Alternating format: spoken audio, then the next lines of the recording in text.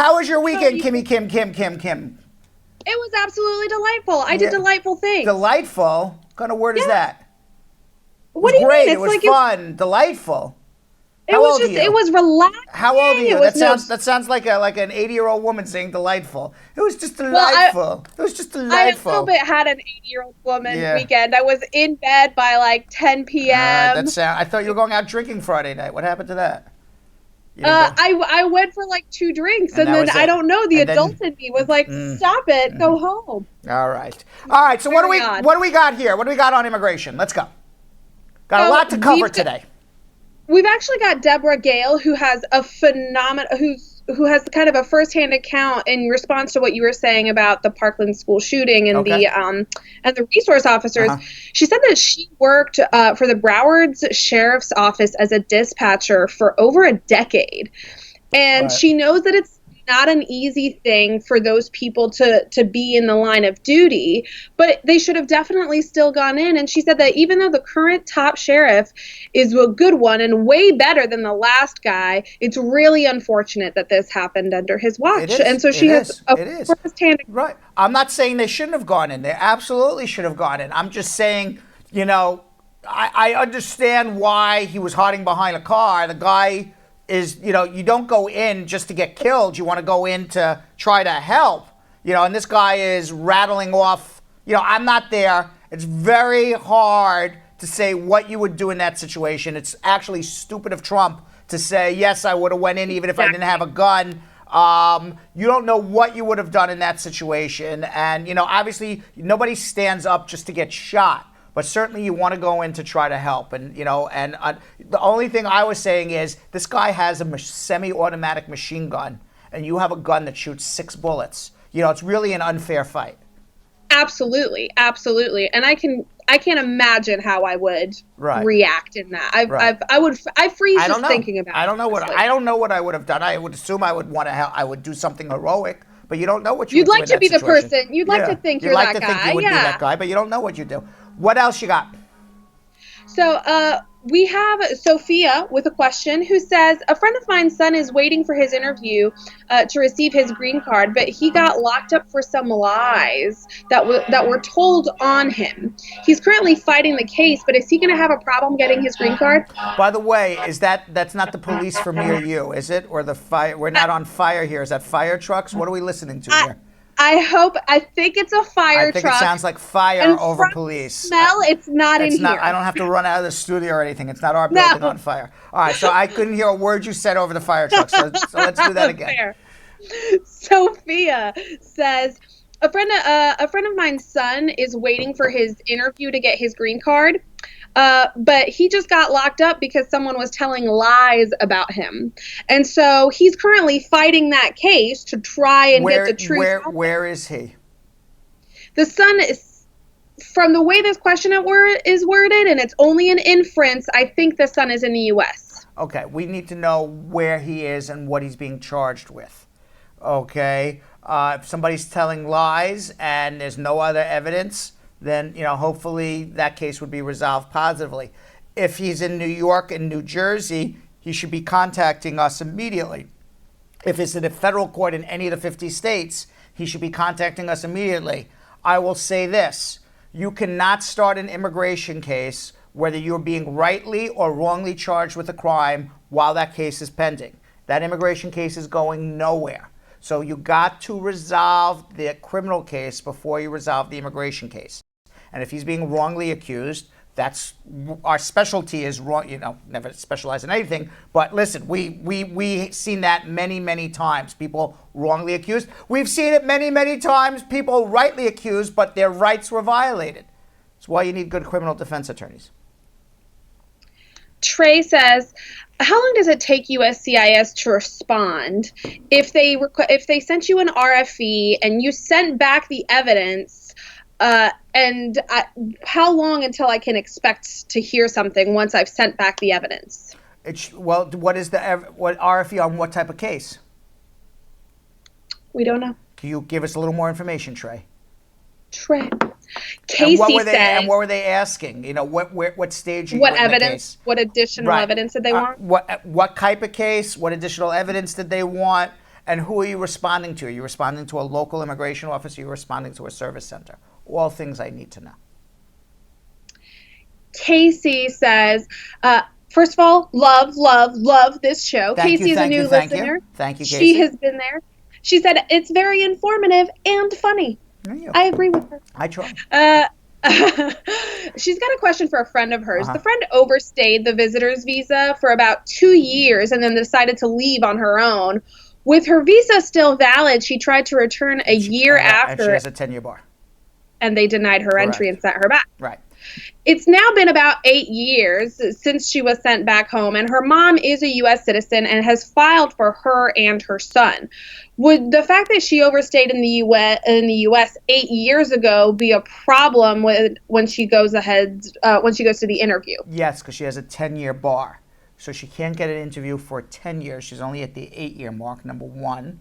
Number two, she got stopped at the airport, perhaps even with a back-stamped passport. I don't know. If she back-stamped her passport to make it look like she didn't overstay, she has a misrepresentation issue which bars her for life. There's a waiver for that. That's usually, the modus operandi. I only say that. I'm not accusing her of doing anything. I just know a lot of times people do that. If, regardless of whether she back-stamped or didn't back-stamp, she got deported at the airport, that's another reason to bar you. You need a waiver for that. She has lots of issues now, so her walking into the U.S. Embassy and she's thinking everything is fine, it ain't fine. She needs a good attorney. We have Demi who says, can you help a U.S. citizen sponsor their stepchildren in the Caribbean? Yes. Stacy Ann says, a U.S. citizen wants to file for his married child who has a 2-year-plus baby. Does he pay one application fee of $535 for all 3 of them, or this is $1,605 for the married child and her 2 dependents? No, $1,535 for the child who's over 21, who's married, and their dependents all go on the application. Go on the same one. Oof. I'm sure they're very happy to hear they just saved $1,100. Yes. Ellie says, I'm married to a U.S. citizen. I filed my work permit in October of last year, along with my I-130, my I-4, and my I-485, but have not yet gotten my EAD. I've opened 2 service requests with no response. I've called, and they told me my case is fine, no request for evidence or anything. How long is this? What am I supposed to do? She filed back in October of last year. Did she get fingerprinted? That I don't know. Yes. Ellie, have you been fingerprinted? Yeah, and if she's opening up service requests and it's been 5 months, come see me. Millicent says, if you get approved for an I-130, but you have not yet filed the I-485, do you need to submit all the same documents? Yes, and just submit a copy of the approval. That's why you do the I-130 and I-485 together. Francis says, I'm a green card holder, and I recently got married in Uganda. How long is it going to take for me to get a visa for my wife to enable her to join me here? He got a visa? No, so he's a green card holder and got married in Uganda. Got it. And he wants to know, how does his wife join him, basically. File an I-130, it's about 2 years. 18 months to 2 years. We've got Rosie who says, I have a family member who came here with the whole family about 10 years ago with an R1 visa. That's a religious worker. Oh, okay. I was like, I don't know if I've even heard of an R1. They've been trying to apply for their green card with absolutely no luck. Do you have any advice on what to do? Yeah, come see a good lawyer. Start there. I don't know where they're at, what they're doing, so it's one of those. How do you get a green card? Come see me. Ellie says that she has in fact already done her biometrics. All right, so if it's more than 120 days from the biometrics, call me. If it's not 120 days from the biometrics, hang tight. Sit tight. Okay. I feel like the waiting is the worst part. It is. Honestly. It is. And by the way, it's supposed to be 90 days. And they're now pushing work permission back 5 months, 6 months now. Awful. Yeah. It's awful. And I even talked about this on Friday, but Melania Trump sponsored her parents Okay, that's okay, but no one else is allowed to sponsor their family members. Yeah. And only in that case, if it's not your in-laws, is it called chain migration? Correct. If it is your in-laws, Then it's just okay. family reunification. Right, exactly, especially when you are the in-laws of the president. Right, exactly. And by the way, I think the parents are younger than him. I'm not 100% sure, but I looked at a picture. I go, I don't know. I think the father looks younger than Trump. Can you imagine being at that wedding wrap? I don't know.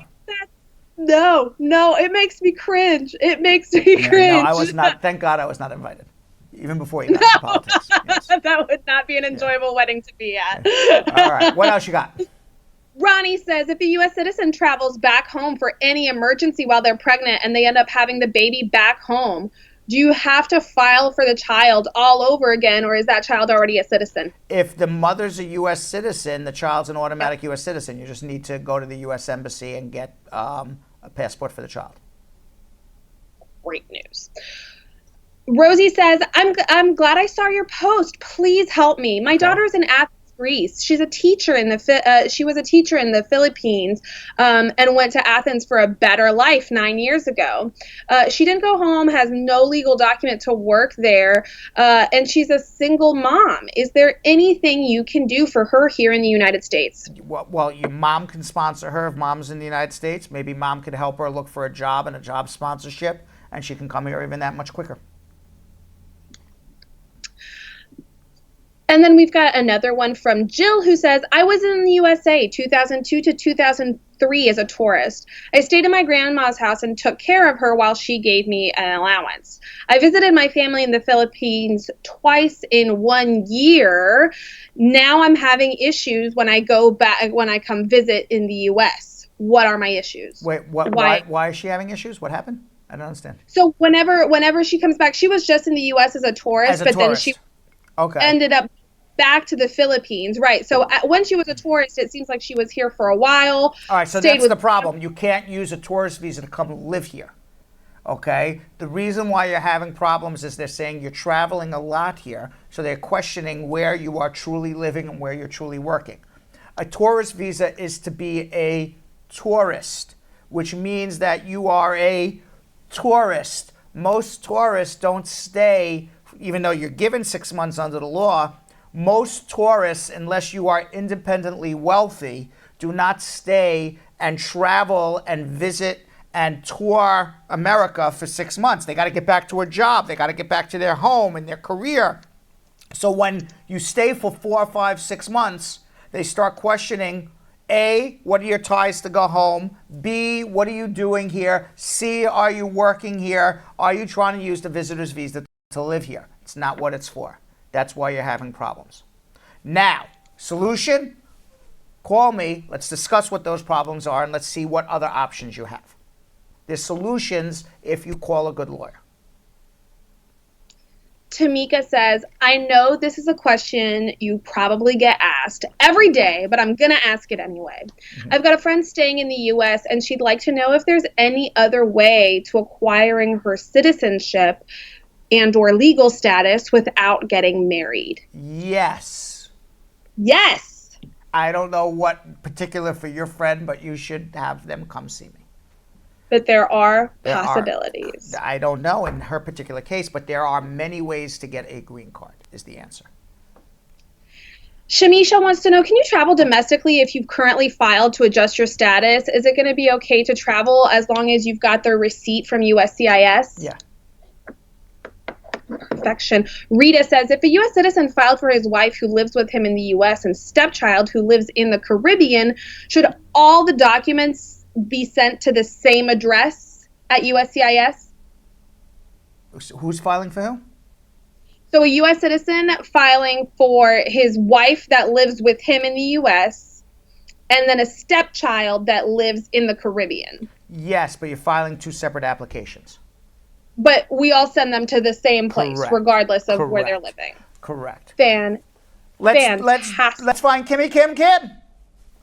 Hello. Good job there on the streets. How did you find people? I mean, was it hard to find people to stop and do that? Or was it easy? Okay, so we had an issue with New York City being too diverse. Right. It was really hard to find American American citizens. couples. You couldn't find anybody who was from another country. Absolutely. Yeah. So it's like, oh no, we're from Brazil. And it's like, have a great vacation. Have a great vacation. Enjoy. All right. Well, you finally found Americans, so congratulations. At one point, Patrice and I had to literally just go through the streets and be like, American couples who are in love. Were you really screaming it out? Were you really? That's really so funny. were. That, Really? see, that you need to film, like when you're screaming, that's funny. Like we're like, anyone who's an American couple who's in love, please come talk to me. We should. You're absolutely right, because it was actually kind of hilarious, Yeah, and the weird glances we were getting, just like, what are you? What's your angle here? Right. New Yorkers are very suspicious of everyone, so it really felt like, what do you want from me? So it was fun. That's funny. All right, what do we got? Let's go. Immigration. What do we got? We've got Donna, who says, I came here in 1988 and brought up 3 children from Jamaica to the U.S. One day before my son's 18th birthday, I was sworn in as a U.S. citizen, but I didn't get the certificate until September. So we filed and paid for citizenship for my son, and they said that he is not a citizen because I didn't become a citizen until the day the certificate was actually signed. What can I do? You didn't swear in on that day then. You passed your interview one day. It sounds like you passed your interview one day before your son's 18th birthday, but you didn't swear in until the day you swear in and say, I take an oath of allegiance to the United States of America, is the day that's on your naturalization certificate. So if it happened after your son's 18th birthday, he's not a citizen. They are correct. That is heartbreaking. Yes. Kat on YouTube says, if a U.S. citizen files for a stepson who already has a visitor's visa, is the stepson going to be able to visit while the filing's going on?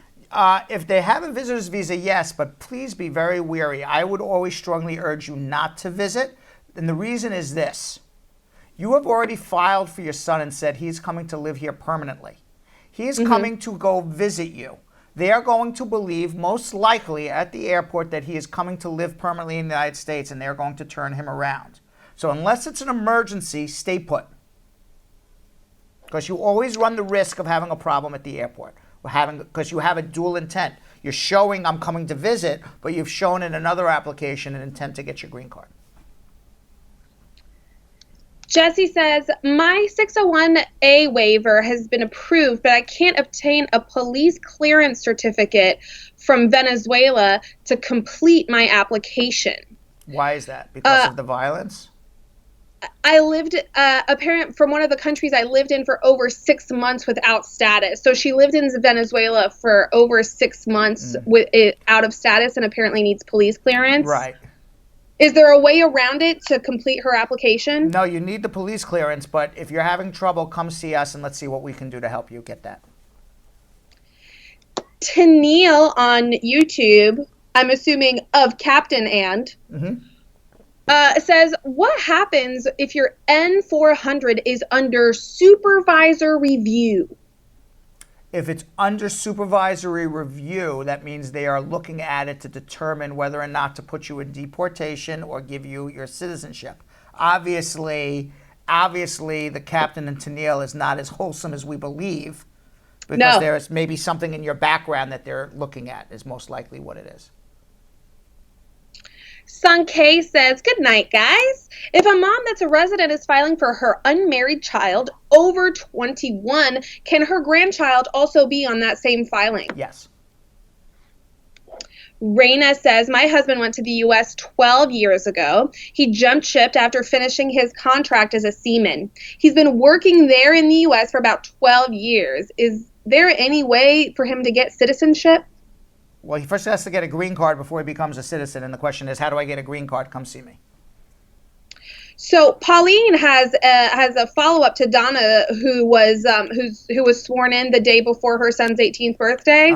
Pauline said, Donna's my sister, and she was sworn in the day before her son turned 18. Then why is the naturalization certificate say something different? Because you get the naturalization certificate at your swearing in. Swearing in. So I'm not sure what. Then if there's a mix-up, then what should happen is come see us. We're going to pull her records. If in fact she was sworn in on the day before her son's 18th birthday, then the naturalization certificate was issued incorrectly. Then we have to reissue a naturalization certificate to issue the correct day and then get the son his citizenship, if that's what happens. That sounds like a tremendous amount of paperwork. It is, but that's what we do here. It's like lots of paperwork, it's like the Big Mac of paperwork, but we'll get it done. We'll get it done. The Big Mac of paperwork. Isn't there a bigger Mac now? Isn't it a Grand Mac? There's three different Macs. I don't know. There you go. The Royale with cheese. I know from the Royale with cheese. I only know that. They call it Royale with cheese. I know that from Pulp Fiction. All right. What else we got? Oh, there's more. Yeah, there's absolutely more. I was about to move on. Okay, let's go. Let's continue. Okay. Off at you. Sorry. I could keep firing them off forever. Let's go. Fire. Floor says, I was petitioned for by my father in 2006, and it was approved, and my sister in New Jersey received my welcome letter. She wrote a letter to immigration, then asking if she can continue the processing because, unfortunately, my father passed away before we received the approval letters. Is there any way you can help me? I'm 71 years old and still really want to visit my 3 siblings and family in New Jersey. Okay, which approval letters are we talking about? If an I-130 was filed by the father and it was approved, you can now have the sisters substitute in. You got to request that substitution through a humanitarian waiver. If the I-130 was not approved and the father died and then it got approved after, then unfortunately you're out of luck. We got to figure out another way. Now you're 71 years old. Perhaps we can help you get a visitor's visa if that's the case. She should have a consultation with us. Tennille has a follow-up. From the captain. From the captain. Yes. It's under supervisory review, and I do have a Class A misdemeanor from 2010 where I had 1 year probation. Right, there it is. So they're determining 2 things. 1, are you deportable? Because if you're deportable, they can put you in deportation. And number 2, if you're not deportable, do you have 5 years good moral character? So we need to know a lot more about the Class A misdemeanor. But as soon as it goes under supervisory review, that means they're reviewing something bad in your history. And there it is. And just coincidentally, there's the police going right by as we speak, right by our window, our soundproof window. Courtesy of Soundproof Windows, call them at, obviously our windows, we were told they are soundproofed. We were promised they were triple pane soundproof. We were told that, the local news, they don't have the problem of the police coming by. We were told the windows are soundproof, but apparently we were given something less than glass, plastic. I don't know what. Do you think that means that they're also not bulletproof, Brad? They are not bulletproof. If somebody wants to shoot us through the window, they will be able to. Thank God. Let's not even make a joke about that. God forbid, because that stuff happens these days. That would be scary. Thank God we're on the 5th floor. What else? Shell says, I don't know what my options are here, and I'm really hoping you can help me. I was married to a green card holder for 10 years, and now we're divorced, and I didn't sign anything. What can I do to get my immigration status adjusted? I've been in the country for about 3 years, and within those 3 years, I've had 2 babies. With this green card holder husband? Or the green card holder husband's gone? It seems like it was with the green card holder husband. So why isn't the green card holder husband filing for her? Let's start with an I-130. What are we waiting on? They're divorced. They're divorced. Then somebody, she needs to marry the man who she has the 2 babies with. Hopefully, that's the ex-husband. Get married again. Or is she not in a relationship with them? I'm a little confused on what's going on. No. So here's what happened. She was in a relationship. Oh, she had the 2 babies, and now then I don't know. So the question now is, how do I get a green card? You need to come in, and we'll see what their options are. Karen says, my mother tried to enter the U.S. on a British passport with her picture in it, but the passport wasn't hers back in 2000. She got stopped. She got turned back at JFK. She has since gotten married to a U.S. citizen. Her application was denied, and then she did the waiver, the waiver, also denied. The husband got his stepdaughter, who was asking this question here.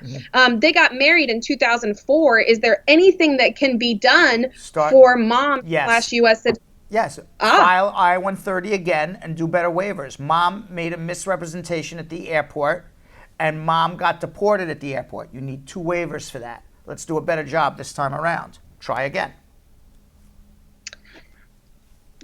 Donna wants to know if we can help her work through all that paperwork to determine whether or not she was in fact sworn in the day before her son's 18th birthday. That's the Big Mac of paperwork?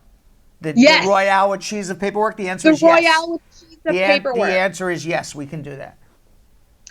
Xavier wants to know if a small business can sponsor someone. Yes, as long as the key to small business, it doesn't matter the size of the business, it matters what's on the tax return. And what matters is on the tax return is after all the other expenses of the business are paid, including whatever the owner has earned as an owner of the small business, is there enough profit left over to take money and put it towards the prevailing wage of the salary that's being offered to the job sponsor. So for example, let's say small business A is sponsoring Kimmy Kim Kim as the social media manager. And Kimmy and small business A has been able to prove that Kimmy Kim Kim is not taking a job away from any other social media manager. And now we get the labor application approved, and now we have to file an I-140 visa petition. The government is going to ask for a copy of that business's tax returns for the year in which the labor application was filed. On that tax return, it has to be able to show a profit and enough cash flow to pay for Kimmy Kim Kim's salary after all of the other expenses and all the other employees are paid. So if this business had a profit of $10,000, unless Kimmy Kim Kim is working for less than the minimum wage, that case would be denied. If this business made a profit of $1.2 million, which is what Kimmy Kim Kim's salary is, or at least what she wishes her salary was at $1.2 million, then you would be okay. Go to Kimmy Kim Kim. Hello again for our final round of rapid fire, which has been a bit of a slow. Maybe we got to change it now because of what's going on with the NRA and the gun thing. You know, That's true. It was kind of cute calling it rapid fire before, but now I'm not sure whether we should be calling it rapid fire anymore. I think it takes on a different connotation now, and we just have to go find a new term or something new to call this other than rapid fire. I actually don't want to use rapid fire anymore. Rapid fire? Yeah, I'll tell you. I just dropped my pen. Now I have nothing to. Now what are you gonna fidget What am I going to with? fidget with? I've got nothing to fidget with now. That's the worst. When I dropped the one thing I had to fidget with. So I was to tell you, I went to see a Broadway show this weekend. You did? Yes. I took Gabby and Natasha. We went to see Dear Evan Hansen, and which was a great show. But I will tell you in the beginning, Evan Hansen, I don't want to give away the whole plot, but one of the lines in the plot is, to one of these other kids, it's all about teenagers and teenage angst and anxiety, and eventually somebody commits suicide. I gave away a little bit, but that's in the first act, so don't worry. And but one of the kids says to another kid, "Oh, you're going to end up being the school shooter." And there was a lot of people moaning and groaning that they, like, boo, boo, boo. And they're actually literally booing. At the end, it was a great show, but they actually booed that line. So I don't know if we should be using the term rapid fire anymore. I think all gun references take on a different meaning now after what happened in Florida. So I think we're going to retire rapid fire. I would say Jill agrees with me. I would say Muta Ali agrees with me. Brittany agrees with me. Patrice agrees with me. I don't know if you agree with me or not. I've taken a poll with them, by the way. They all agree with me. They do agree with you. So you're telling me that if I don't agree with you, I am the odd man now on the whole team. No, as a matter of fact, what I'm telling you is actually I never asked them. I'm just putting words in their mouth. But I would assume, knowing their politics, that they would agree with me. I just don't know whether you would agree with me or not. I don't know where you stand on all of this. I never had that conversation with you. So I'm from Belgium, You're right? from Belgium, right? Because that we know you're from Belgium because we call you Belgium Kim. We're very aware of that. Right. Exactly. So this is the thing. One of the things that I could never understand when I moved to the U.S. and I moved to the South, like I moved to North Carolina. You moved to gun country. I moved to crazy gun country. And I have never understood the gun culture in this country. It's one of those things where I don't co-sign. I'm not American for when it comes to guns. Like, I'm very proud of my dual citizenship and my Americanness, right. But that's there's a lot of this culture I don't get. And and I always joke around that there's actually, to me, there's like two different countries. And you could even see it, in the election between Clinton and Trump. There's like one country which is like the Northeast and maybe the tip of Florida and out west California. Right. And then there's everything in between, which is completely different politics, thinking, and so hopefully at some point we'll come together. But it's literally two different countries. I don't get it, Kim. I don't understand why to me, it's a very simple thing, and I don't want to get into it, but it's a very simple, whatever joy anybody gets out of hunting, okay? And then there's the, the fact that people don't trust the government. And because they don't trust the government, they don't trust the authorities, they feel they need a gun to protect them from over-intrusive government. Whatever that nonsense is that I think it's nonsense that's in their head, or the joy about hunting Bambi and killing Bambi, which I think is very sad to kill Bambi. Whatever joy that is actually outweighed by the carnage and destruction and the fear that people live in every day with guns. But that's my 2 cents on it. And I think there has to be a balancing act. I think the NRA comes out that everybody should have a gun. Everybody should be able to shoot a gun. Everyone should be able to shoot semi-automatics. And there's other people on the other side that say there should be no guns.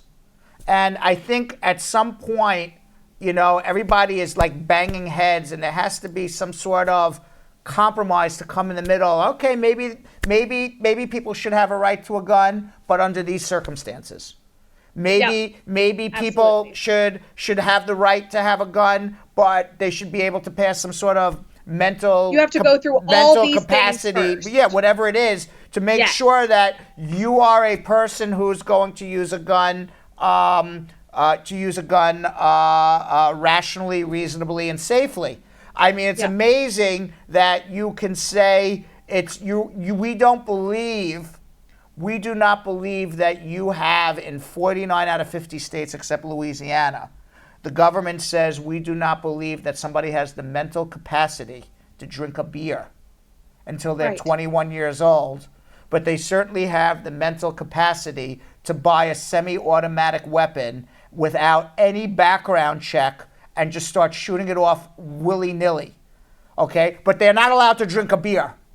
Think about that. It's maddening. It doesn't make any sense. It is absolutely maddening. Yes. You are not allowed to be a child who files for their parent until you're 21. But you can shoot off a gun when you're 18. That's okay.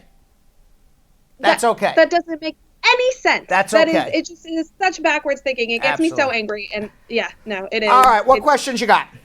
Now that we're done. I have some questions. I also have some really funny goings on in the comments if you want to hear. Let's hear the funny goings on first. I like to laugh.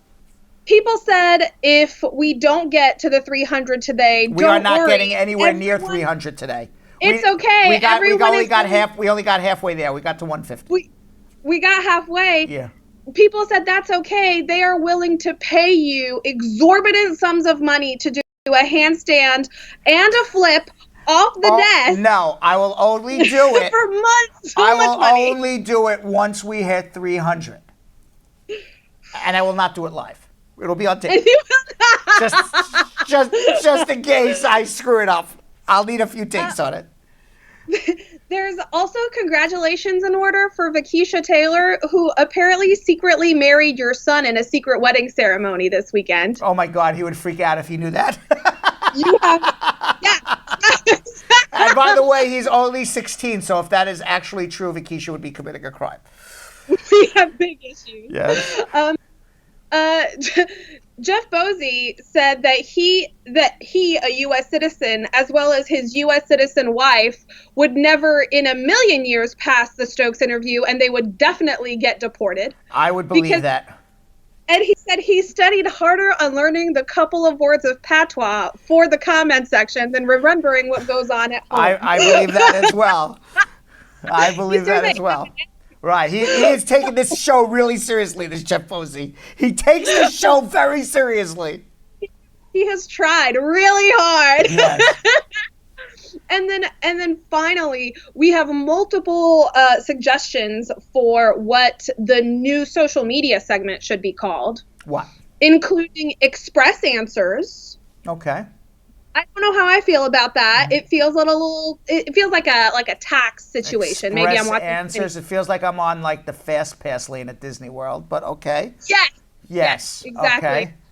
Or I'm in Group A on JetBlue. I'm not sure, but we'll we'll take that maybe. What else? And we've got Carol Anderson, the Tiger, that says it's you could just say time for social media, Kimmy Kim Kim. I like that. I like that better. Time for social media, Kimmy Kim Kim. You already do. Kimmy Kim Kim. What do we got in terms of questions? Real questions. Yes, real questions. Melvin on YouTube has a non-immigration legal question. So Okay. I have no idea. If I'm in somebody's business insurance, but not on the LLC, am I liable if something happens in the business? If you're on somebody's business insurance?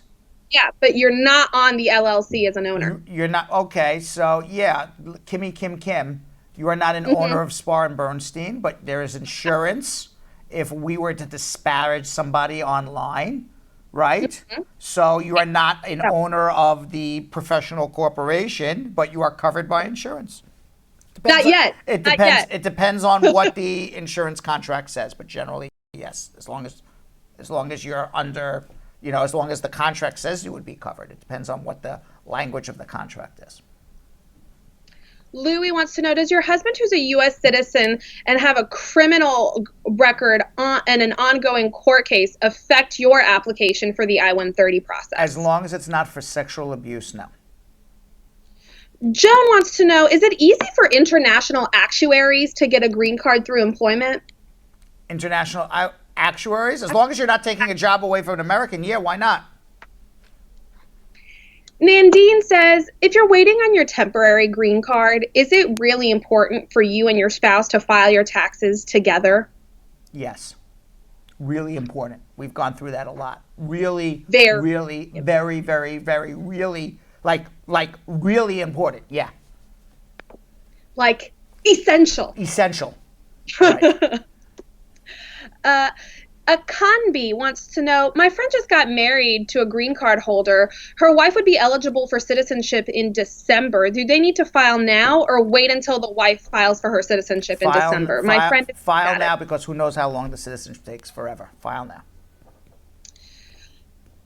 Margie says, can you have two lawyers, one on each side of a couple battling in divorce court, both from your firm? No. Andreen says, my spouse got an illegal visa about 15 years ago. He traveled but was turned back at the airport. He went to the U.S. Embassy in 2014 and was denied. How can he obtain a visa? He needs a waiver because he made a misrepresentation. He's barred for life. Now, it's very hard to get a waiver for a non-immigrant visa. You have to really show like there's a really valid reason that would overcome lying to the U.S. government and making a fraudulent visa to come to America for a non-immigrant visa. Like you won the Grammy Award and you're coming to collect your Grammy. Something to that level.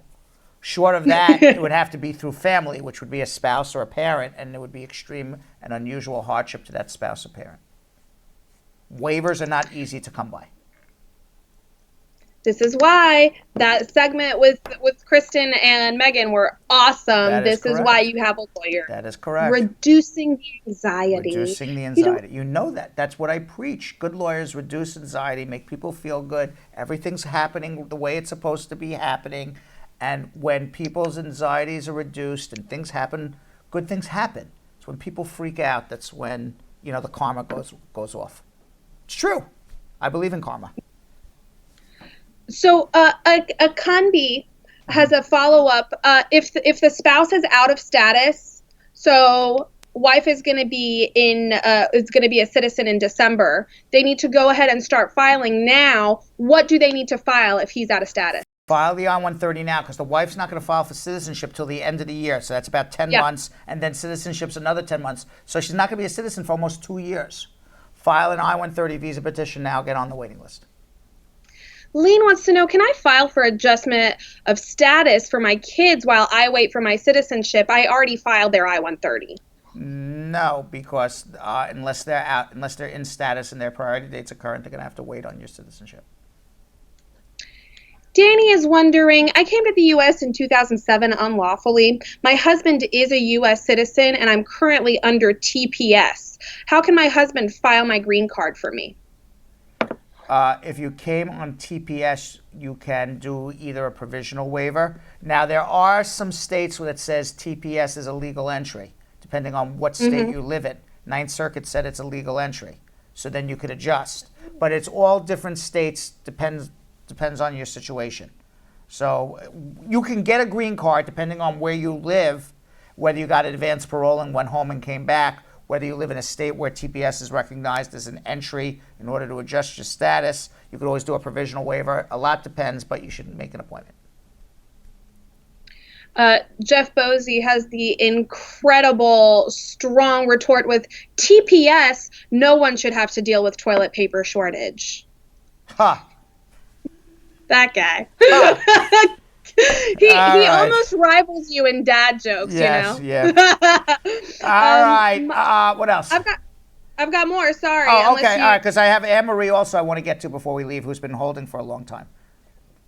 Well, so what do you want to do first? Why don't we do this? No, why don't we do like 2 or 3 or 4 more questions, and then we're going to get to Anne-Marie in Brooklyn. Perfect. Marge is asking for a friend, and she's saying, can you file VAWA if you don't have a police record, but you have records from a social worker along with other pertinent documents? Yeah, as long as any evidence of abuse is abuse. You don't have to have, there's no law that says if you don't have a police record, you weren't abused. Molly says, my parents, along with my sister and I, came to the U.S. in 2009 on a visitor's visa, and I was 17 at the time. Years later, my sister got married to a U.S. citizen, and she's a citizen now. She recently applied for my mom and would like to do the same for me. I'm now currently married with 2 U.S. citizen kids aged 4 and 9, and my mom is going to be receiving her green card soon.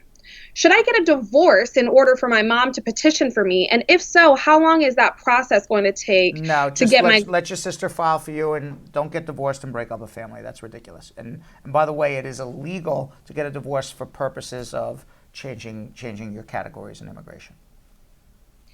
So they may have outs together, and I think this is where her real question comes in.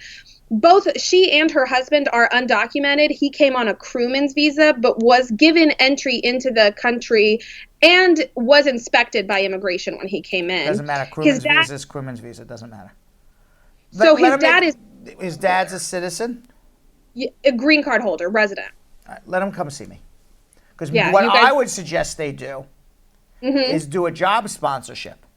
You can do a provisional waiver through a job sponsorship, and it only takes 18 months. Why get divorced and wait and break up a marriage? B, it's illegal. C, you're breaking up a marriage. Why do that? D, E, it's illegal. F, why do that? And G, it'll take like 9 years versus a job sponsorship, which is 18 months. That's literally A through G reasons as to why you need to go grad. 3 reasons, but I gave you 3 G. Alti says, I've got a question. I came here in the U.S. in November of 2017. And then 10 days later, I got married.